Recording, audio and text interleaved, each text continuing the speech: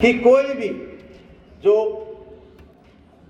Live in relationship में रहते हैं, कई बार रहते आज अच्छे संबंध है, कुछ समय बाद संबंध खराब हो जाते हैं, मारपीट होनी शुरू हो जाती है, हिंसक वारदातें होती हैं, कोर्ट कचहरी जाते हैं, न्यायालयों के चक्कर लगते हैं कई सालों तक। दोनों ही पक्ष प्रताड़ित एक दूसरे से महसूस करते हैं। उनकी सुरक्षा भी बहुत महत्वपूर्ण है।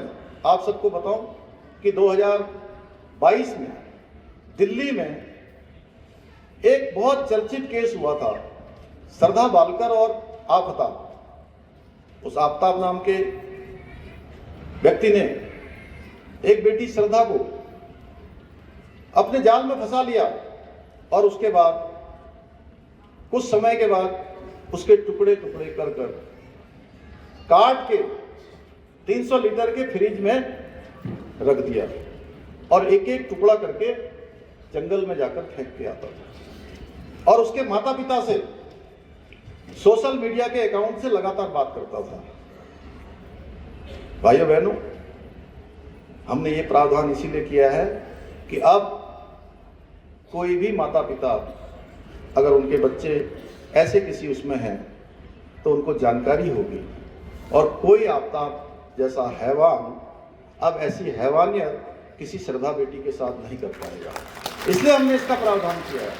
हम जानते हैं कि लिव इन रिलेशनशिप हमारी जो संस्कृति है उसका कोई पार्ट नहीं है, हमारी संस्कृति में इसका कोई स्थान भी नहीं है, लेकिन हम लोकतांत्रिक मूल्यों पर विश्वास रखने वाले हैं। इसलिए हमने उनकी सुरक्षा का प्रबंध किया है कि अब आपको जानकारी होती होगी कि कई सारे ऐसे मामले देश के अंदर और भी आए। मैंने केवल एक मामला बताया और उसके बाद जिन माता पिता के बेटे या बेटियों के साथ इस प्रकार की वारदात होती है उनके पास फिर पछताने के सिवा, जीवन भर रोने के सिवा कुछ नहीं बचता है। इसलिए हमने ऐसे कुछ प्रावधान किए हैं। मुझे लगा कि इतना बड़ा मंच है कुलपति महोदय, वैसे तो कृषि का इतना बड़ा पूरे देश भर के वैज्ञानिकों का सम्मेलन हो रहा है।